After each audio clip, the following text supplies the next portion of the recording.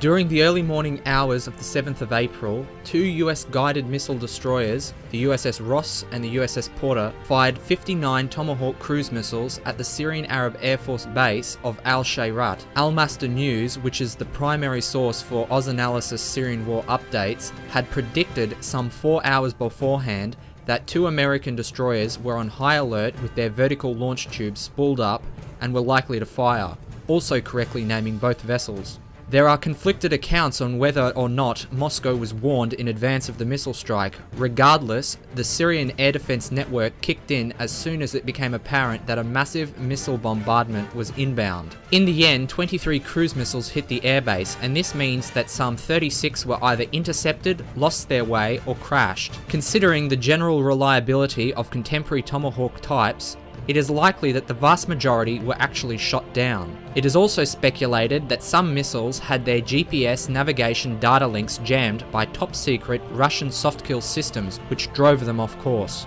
Nonetheless, the sheer concentration of the missile bombardment did eventually result in about 40% of the Tomahawks slipping through the air defences and hitting their marks, and when they did, they hit hard. The principal strikes on the airbase were a number of hardened shelters at both the eastern and western extremes of the facility, resulting in the destruction of 6 MiG-23s in various states of repair, the base radar and an attached anti-aircraft system stationed outside the airfield perimeter, and a weapons storage centre.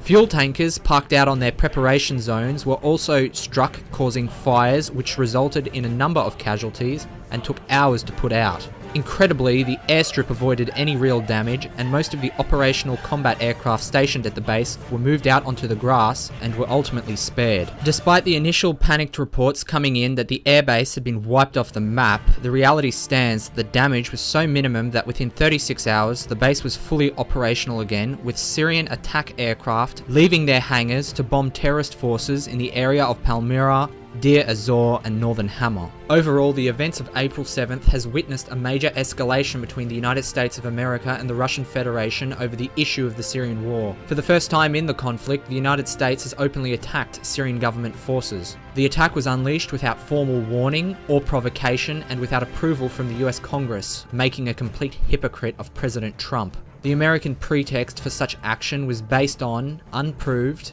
and, just like every other American excuse for going to war since Vietnam, what will ultimately turn out to be a fallacious claim that the Syrian Arab Air Force used sarin gas against civilians in a chemical attack on the town of Khan Sheikhoun. Moscow has responded to this breach of Syrian sovereignty by vowing to further strengthen Syria's air defense network and by suspending the deconflicting hotline it shared with the US-led coalition that was originally put in place to prevent accidental combat incidents between the two forces. In any case, this most recent action by the US has proved that even under the Trump administration, the regime change agenda of the Obama era remains unchanged in scope or priority. Clearly, the American establishment is far more interested in ousting President Bashar al-Assad than fighting terrorism, and to this end, the directing of 59 cruise missiles at government forces which have been fighting armed jihadist and Islamist militias for the last 6 years took priority over directing such firepower at ISIS terrorists. With all this being said, the ball remains in Washington's court over whether it wants to de-escalate this new level of tensions between it and Moscow, or if it wants to continue the path towards confrontation.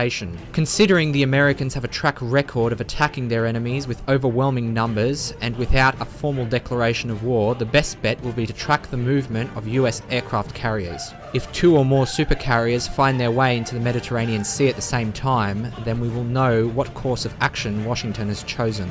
The Russians in this case will be faced with 2 choices: to stand up or to back down. In the face of US expeditionary air power and its general power projection potential, the Russian air and naval bases in Syria are extremely vulnerable and in no position to withstand a sustained US attack. If the Russians do accept battle with the United States, their only chance would be to attack first, paradoxically making themselves out to be the aggressors, and to strike at the American carrier fleets. In this regard, the battle for Syria would be decided in the air and at sea within a matter of hours. So the final question comes to light: how far are both sides willing to go?